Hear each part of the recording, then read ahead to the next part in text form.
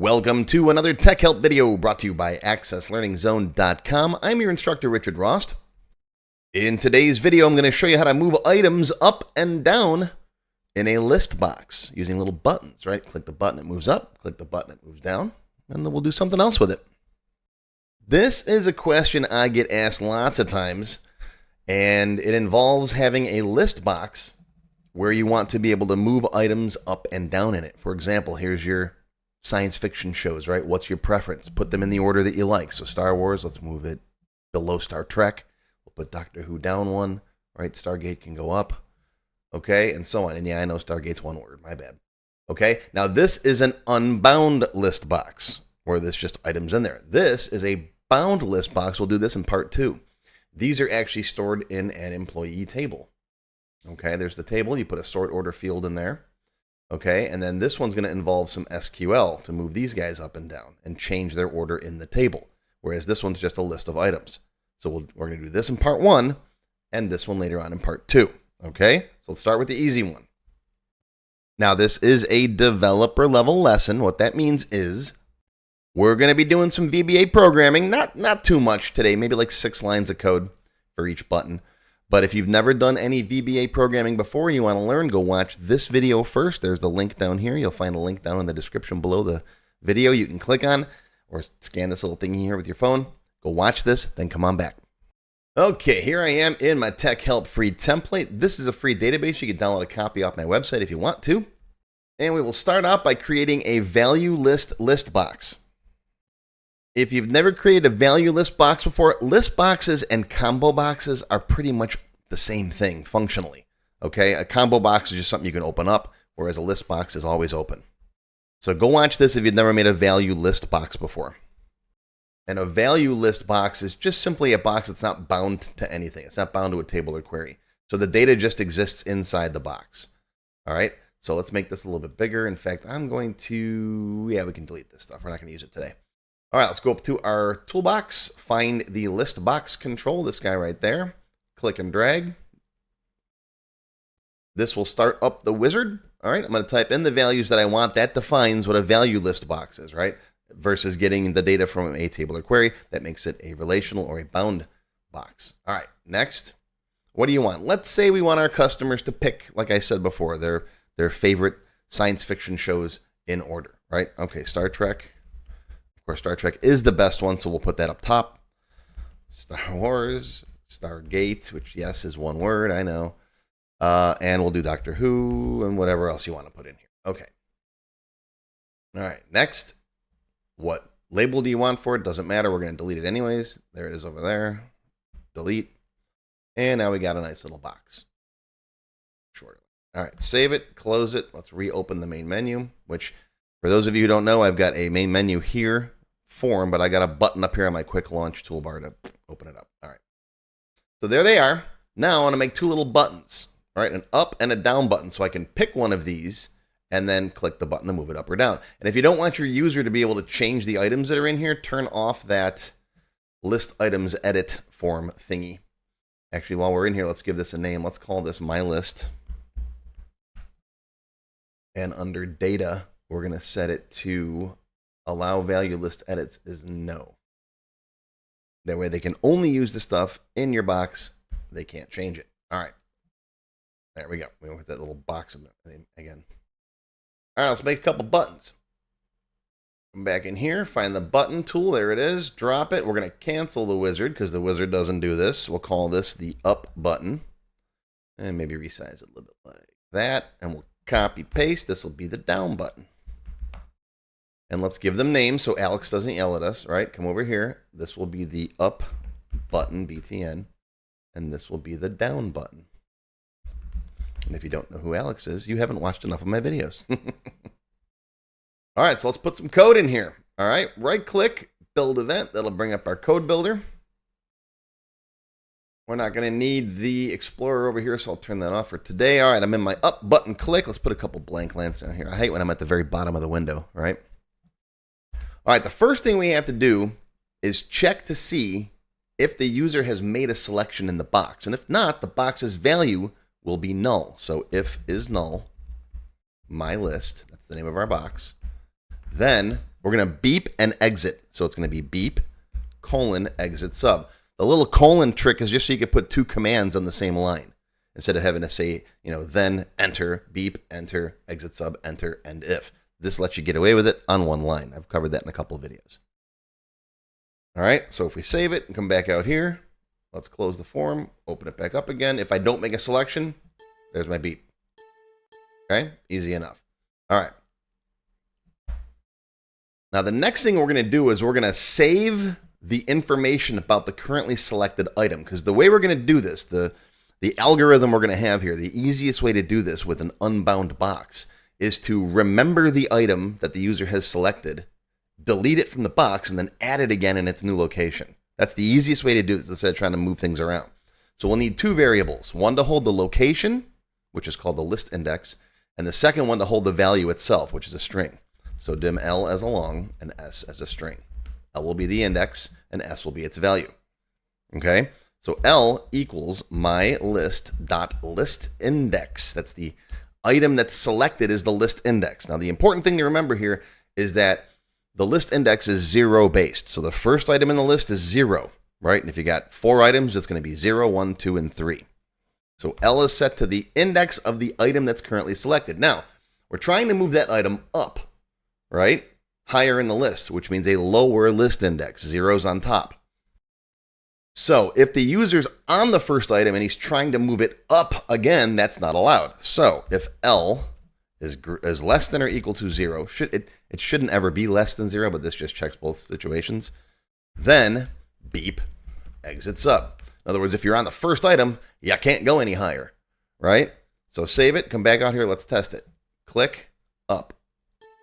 Okay, I'm getting my beep. If I click on a lower one, I don't get the beep. Nothing happens yet because we haven't programmed it yet, but we know that we can't move the top item up any higher.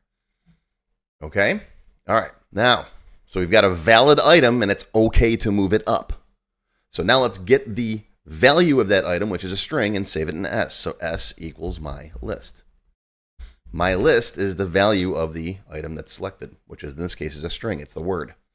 We don't have an index to deal with like we do with a bound box, right? It'll have an ID in there, and we'll deal with that in part 2.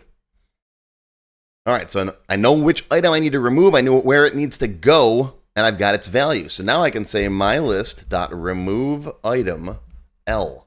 Remove the selected item from the box, and then we're going to add it back in one layer higher, one level higher. So my list dot add item S is the value, comma L minus 1. Move it in one item higher than we are right now. Okay, save it. Back over here. All right, click on Stargate, move it up. Look at that. It's swapped places with Star Wars because we removed it and then we added it one level higher. Do it again. Look at that. Pretty cool, right? And now we can't move it any higher because it's at the top. All right, now down is very similar with a couple of minor modifications. All right, so again, build event. I'm just going to copy this and paste it in here. It's similar, but it's not similar enough to where we don't want to duplicate the code. All right, so same thing though. Check to see if it's null. All right, save it into the list index, all right, into L. Now, instead of checking to see if it's less than or equal to 0, we have to make sure that it's less than or equal to the current list count, which is the number of items, minus 1. Okay, so if L is greater than or equal to my list dot list count minus 1, because remember the list count is going to be 4 for 4 items. Okay, but we got to subtract 1 because the list index is 0 based. I know it's tricky. All right, just remember the index is based on 0, whereas the count is an actual count. All right, so if it's greater than or equal to that, that means we're on the last item. You can't go any higher. Beep exits up. Okay, then we're going to do the same thing here. Same thing here, but instead we're going to add it plus 1 to where we want to put it in the list. Okay, save it. Always throw in a debug compile from time to time. Ooh, look at that. Oh, okay. This is older code. Remember I deleted some objects at the beginning of the video. I deleted the status box. So let's just take this out of here. Good. It's always why it's good to throw in a debug compile from time to time because you get remnants. See? I got someone in here calling status. Just get rid of that. Get rid of all the rest of the stuff in here. Debug compile. Okay, we're good. All right. Ready? Close it. Open it. Stargate. Up, up. Can't go up. Let's go down, down, down. Can't go down. All right, so Star Trek's on top where it should be. Let's put Stargate second. Let's put Doctor Who third, and we'll put Star Wars at the bottom. Yes, I do love Star Wars, but most of the movies are meh. Empire Strikes Back is one of my favorite movies of all time, but we're not going to go there. All right, so now you got this box sorted the way you want. What do you do with it? Well, that's tough because this is an unbound box, so this data literally just exists in this box. So if you want to do something with it, then you got to code what you want to do with it, right? Let's say you want to save this preference to the customer's record, the customer form. Let's say you want to just drop it in their notes field. Okay?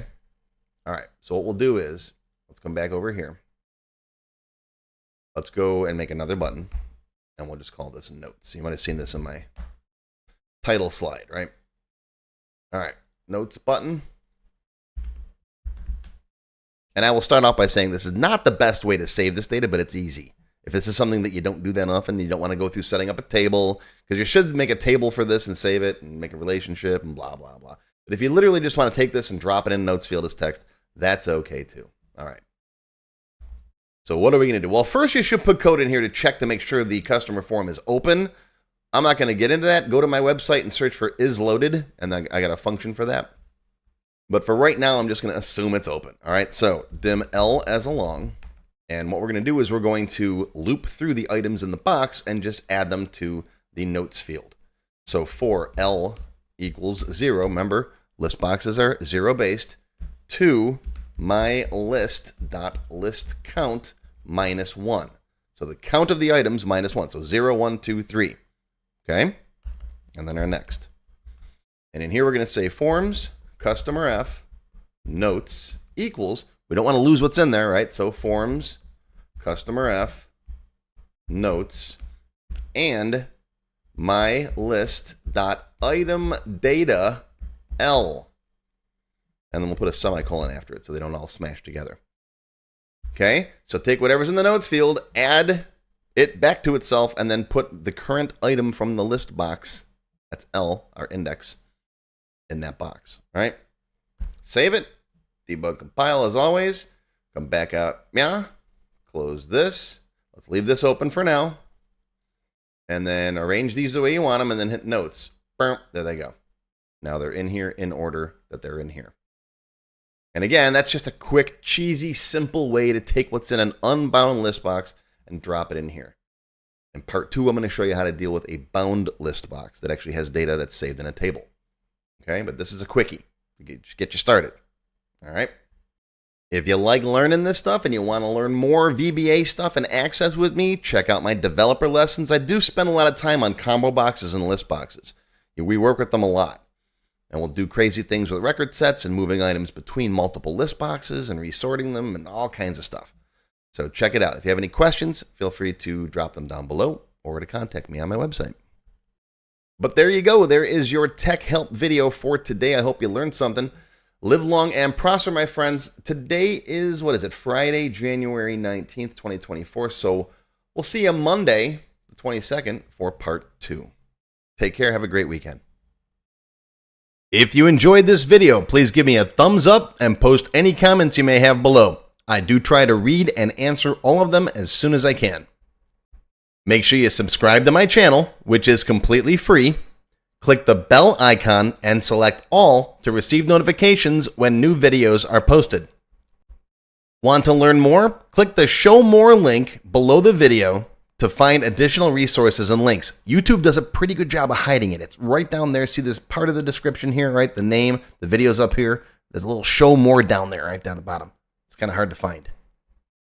But once you click on that, you'll see a list of other videos, additional information related to the current topic, free lessons, and lots more.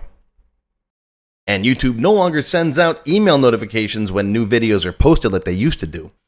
But if you'd like to get an email every time I post a new video, click on the link to join my mailing list. And you can pick how frequently to get emails from me, either as they happen, daily, weekly, or monthly. Now, if you'd like to become a paid member of my channel and receive all kinds of awesome perks, click on the Join button. You'll see a list of all the different membership levels that are available, each with its own special perks, including my extended cut videos, access to my code vault, lots of VBA source code in there, template downloads, and lots more. I'll talk more about these perks at the end of the video. Even if you don't want to commit to becoming a paid member and you'd like to help support my work, please feel free to click on the tip jar link. Your patronage is greatly appreciated and will help keep these free videos coming. I got some puppies to feed. But don't worry, no matter what, these free tech help videos are going to keep coming. As long as you keep watching them, I'll keep making more, and they'll always be free. Now, if you really want to learn Access and you haven't tried my free Access Level 1 course, check it out now. It covers all the basics of Microsoft Access, including building forms, queries, reports, and more. It's over 4 hours long. You can find it on my website or on my YouTube channel. I'll put a link down below you can click on. And did I mention it's completely free? The whole thing, free, 4 hours. Go watch it. And okay, a lot of you have told me that you don't have time to sit through a 4-hour course. So I do now have a quicker Microsoft Access for Beginners video that covers all the basics faster in about 30 minutes. And no, I didn't just put the video on fast forward. But I'll put a link to this down below as well. Now, if you like level 1, level 2 is just $1. That's it, $1. And that's another whole 90-minute course. Level 2 is also free for paid members of any level, including supporters. So if you're a member, go watch level 2. It's free. Okay, want to get your question answered in a video just like this one? Visit my Tech Help page and send me your question there. Members get priority, of course. While I do try to read and respond to all of the comments posted below in the comments section, I only have time to go through them briefly a couple of times a month, and sometimes I get thousands of them. So send me your question here on the Tech Help page, and you'll have a better chance of getting it answered. And while you're on my website, be sure to stop by my Access forum. We've got lots of lively conversations about Microsoft Access and other topics. I have a fantastic group of moderators who help me answer questions. Shout out to Alex, Kevin, Scott, Adam, John, Dan, Juan, and everybody else who helps out on the site. I appreciate everything you do. I couldn't do it without you. Be sure to follow my blog, find me on Twitter, and of course on YouTube. Yeah, I'm on Facebook too, but I don't like Facebook. Don't get me started. Now, let's talk more about those member perks if you do decide to join as a paid member. There are different levels: Silver, Gold, Platinum, and Diamond. Silver members and up get access to all of my extended cut Tech Help videos, one free beginner class every month, and some other perks. Gold members get all the previous perks, plus access to download the sample databases that I build in my Tech Help videos, plus access to my code vault where I keep tons of different functions that I use, the code that I build in most of the videos. You'll also get higher priority if you do submit any Tech Help questions. Now, answers are never guaranteed, but you do go higher in the list for me to read them. And if I like your question, you got a good chance of it being answered. You'll also get one free expert level class each month after you've finished the beginner series. Platinum members get all the previous perks plus even higher priority for Tech Help questions. You get access to all of my full beginner level courses for every subject. And I cover lots of different subjects like Word, Excel, VBA, ASP, lots of different stuff, not just Access. These are the full-length courses found on my website. You get all the beginner ones. In addition, once you finish the expert classes, you get one free developer class per month. So lots of training.